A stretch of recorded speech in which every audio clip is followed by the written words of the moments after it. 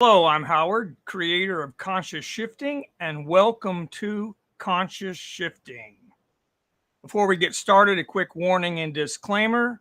Conscious shifting and all known side effects will improve your physical, mental, and spiritual health while providing the ideal environment for spiritual awakening, helping you to live the life of your dreams and influence the world in a positive way. So if this is something that interests you, you can follow us on Facebook or subscribe on YouTube and then join us here Wednesday nights, California time at 6 p.m. for Conscious Shifting. The best way to communicate with us is through our daily thought-provoking posts during a live or even during a replay of a live. Simply place your question in the comment box and we will respond from a spiritual perspective to the benefit of all. All right, so this week, the question of the week is, I hear gurus talking about liberation. Can you please explain? Liberation refers to freedom. And in the spiritual community, liberation refers to freedom. Slightly different, but along the same ideas.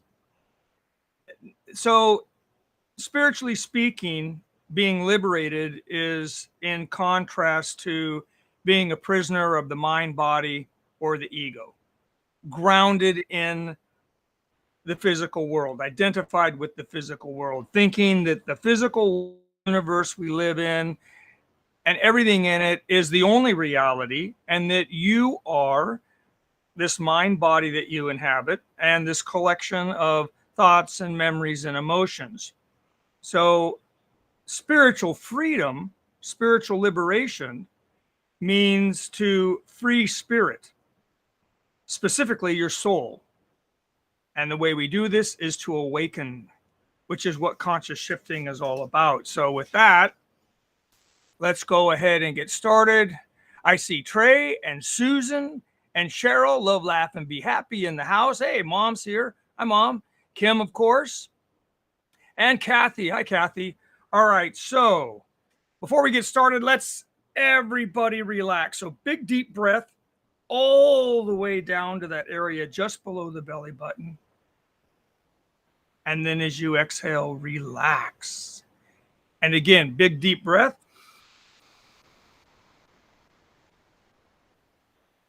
And relax. And one more time, big deep breath. And relax. All right. So, Lightworkers and Liberty. Are you aware that, or I should say, are you aware of the spiritual basis on which America was founded? Do you know that Lightworkers of Liberty were at the signing of the Declaration of Independence? Lightworkers have been around since the beginning of time, and while working on enlightenment, they help others do the same. For example, there have been many great spiritual teachers and countless protectors of the innocent. Lightworkers come in many forms, but regardless of their appearance, their journey always revolves around bringing light into the world. Last but not least, they are unstoppable beings whose loving truth rings true long after they depart. The darkness fears the light because exposure to light ends darkness, and so darkness resists. Consequently, something else that light workers have in common, while they are here, they're often met with hatred and violence, everything from character assassination to physical beatings and imprisonment. And finally, as if all that were not enough, many have given the ultimate sacrifice. And all of this at the hands of the so-called righteous. In honor of Independence Day, I wish to speak about one particular group of light workers, the Lightworkers of Liberty. If you want to hear dirt on any public figure, it's not hard to find. Moreover, many people peddle dirty laundry for a living. Do you wonder why? Because it sells. They make money at it. And throughout any time during history, there's been some things that far too many people alive at the time accepted. The masses participated in things because at the time they were the norm. But this norm is often rejected as darkness or evil by future generations. What's most important is who causes this change and how. The founding fathers were human and as such imperfect. And just as with all historical figures, some of the dirt is probably true, while some of it is exaggerated and some pure fiction. But what we can be sure of is what was written down in the founding documents of America, and that is of far greater importance. Awesome, Susan. Thank you, Cheryl. So, spirit always resonates with spirit. Therefore, it's very telling who sees it and who does not. The more awakened somebody is, the more likely they're going to see it. And while spirit is always there, not everybody is always aware of it. Spirit moved through the founding fathers and into this world. Furthermore, spirit was recorded in the founding documents of America. The result is a country with a brief history of 247 years, yet America has created the highest standard of living known to man. And in that 247 years, the USA has risen to the greatest superpower in the world. Moreover, this power has been used to help people worldwide with food, medicine, freedom, and much more. There's not even a close second. Now, how is this possible? There's been many great nations, some of them existing for thousands of years. Still, regarding helping the world's people, they have yet to come close to America. So, how is this possible? Spirit. Spirit is doing the work. You see it worldwide, but you don't know a place where spirit has been unleashed the way it has in America. Is America perfect? No. Are Americans so different than people around the world? No. Then why have Americans given so much money and spilt so much blood to help others? Because spirit is working through us. That's what creates our way of life. It is spirit working through us that's so giving. Spirit was unleashed through our system of government, and that spirit was released by the founding fathers. Hi, Sherry. In the United States, we celebrate the 4th of July as Independence Day. We celebrate to give thanks to our liberty. The founding fathers are the light workers responsible for our liberty. Furthermore, they brought to government a new idea that freedom comes from God. Now, you wouldn't know it by watching the news or listening to modern day politicians. However, as laid out by the founding fathers, the Constitution clearly states that all rights come from God, hence the term God-given inalienable rights. And since our rights come from God, no man nor government has the authority to take them away or hinder them in any fashion. The Constitution is a limiting document. We, the people, created the Constitution to establish a limited government of, for, and by the people. And according to our Constitution, the only authority government has is that which the Constitution specifically says that it has. No other government authority legally exists.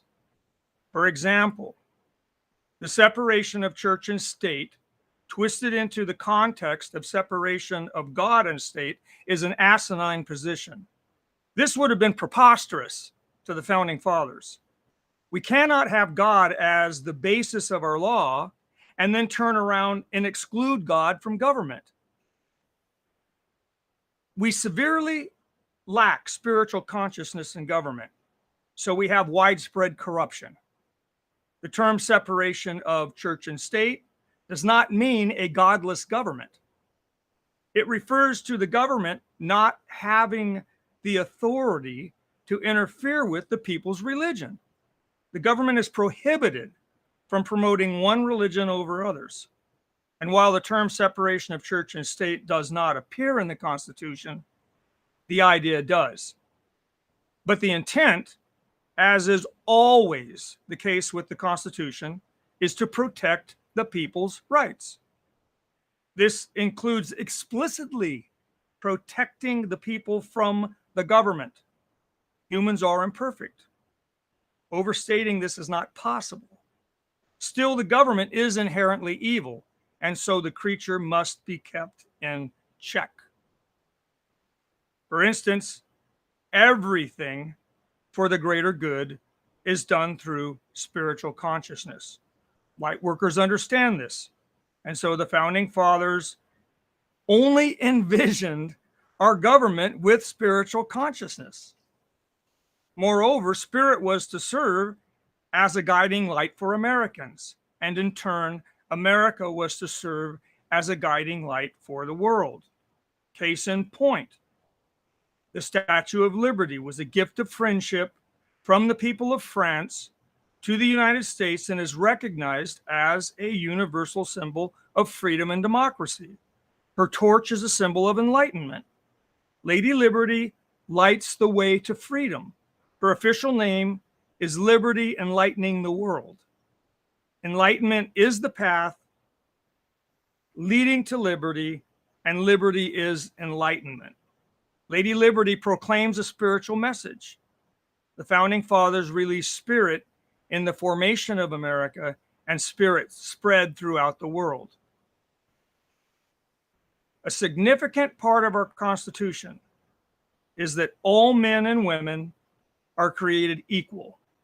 Furthermore, this means that the Creator created us equal. Lightworkers of Liberty understand there is only one race, the human race. The color of our skin has nothing to do with our spiritual essence, nor does any other category that you could separate us into. These differences are more like what shirt we're wearing. God created us equal, which is what the law is based upon. Therefore, all people must be treated equally under the law, regardless of who they are or what position they hold in society.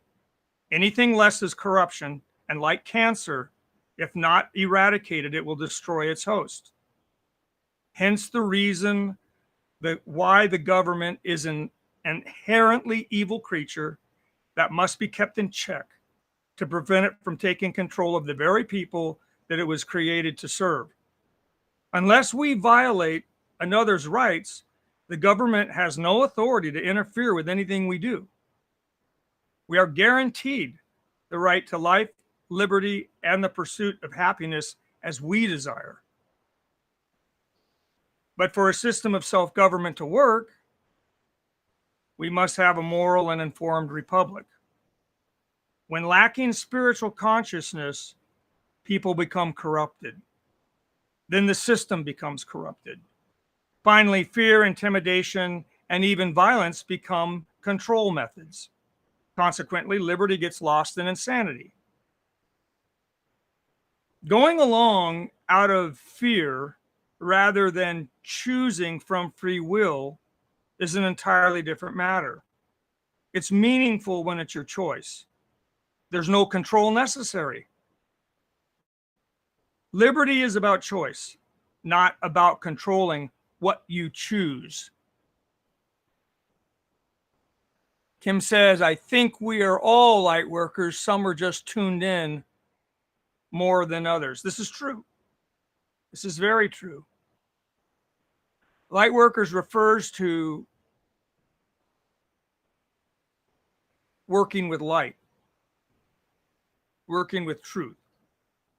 we're talking about the light of God. That's what a light worker is. We're all children of God. We're all an expansion of God's consciousness. So in effect, we're all light workers, but not everybody realizes it. And so not everybody is doing the work of light yet. At some point, this will be the case. We'll talk about this more in the future because we're involved in some stuff right now. There's some serious tribulations that are going to come down. So we'll get into that at another point. But yes, everybody is a child of God and therefore at least has the potential of being a light worker. Hi, Tracy. So the thought police will try to force you to conform.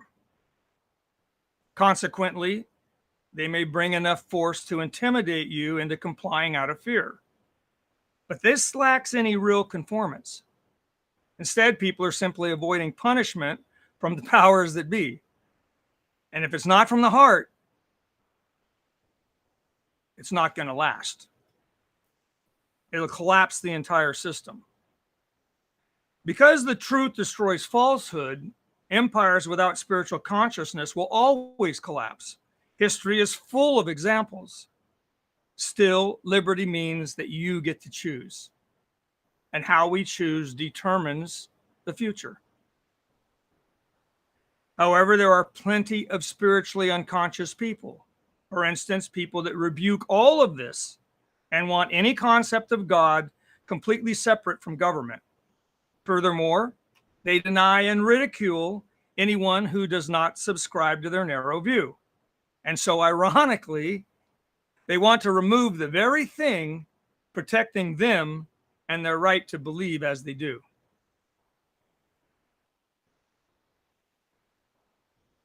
Sorry about that, Susan. Now, America allows you to believe and live your life as you see fit, or at least up until this point it has. That opportunity is called liberty.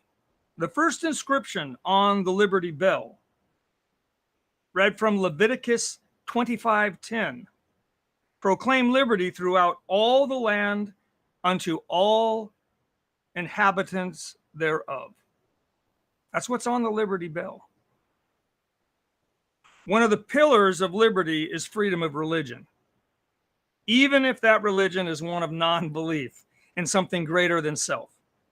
Atheism, for example, requires a tremendous amount of faith, more faith than God-based religions require. And agnostics claim to be neutral. However, refusing to choose is still a choice. Freedom of religion means freedom to worship the ego or anything else as long as it does not infringe upon another's rights. And so the government was created to protect the people's rights. Otherwise, there's to be no interference from the government. All men are created equal is God's law. And one of the hallmarks of equality is freedom of religion. Therefore, we are to show mutual respect whether we agree or not. The founding fathers were not ordinary men. They were light workers. And so they understood God's power and that our rights come from God. This was something new. There's no government before our Constitution that proclaims that. And therefore, it's undeniable that America does not exist separate from God. Furthermore, America is a country of people who think, speak, and worship freely. Above all, America is one nation under God. That is the American dream and an exception to the world. American exceptionalism is a light in the dark. America is a beacon of light and like a lighthouse on a rocky shore during a dark storm. And the light spreads throughout the world. And so it is. Hi, Melissa.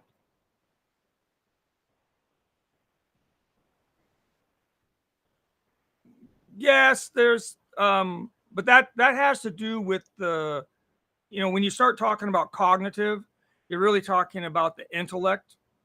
What I'm talking about here is liberty, but in a spiritual sense. So like freeing your soul, as opposed to, well, it is a cognitive liberty, I guess you could say, would be a step along the way, because you would have to free yourself from your own mind before you could free your soul, because your soul is your your spiritual consciousness is blocked by false beliefs. And so until you free your mind, you're not really going to free your soul. So they kind of go hand in hand, but I kind of just jumped right into the spiritual, in that that's what was put in our founding documents. They were way ahead of the game, the founding fathers, that is. So blessed are those who sacrifice so much for those who would come later. Blessed be the light workers of liberty. And so we celebrate. Happy birthday, America, and happy birthday, liberty. Celebrate by living your dream as you see fit. Above all, never let anyone, for any reason, get between you and God. Put God first in everything you do, and everything you do will be blessed. The greatest freedom is to express yourself authentically. Exercise your God-given right. It's why you came here. You are a spiritual being. So be a light in the dark and shine the light of God onto the world. All right. Now, I don't see any questions, so I'm assuming that everybody followed that. And perhaps we can move on to a healing circle and then get on with our celebration of Independence Day. You're quite welcome. Indeed. Indeed. Put God first, and everything else will be as it should be. All right. So let's move on to a healing circle for those of you that would like to participate. Let me put this up.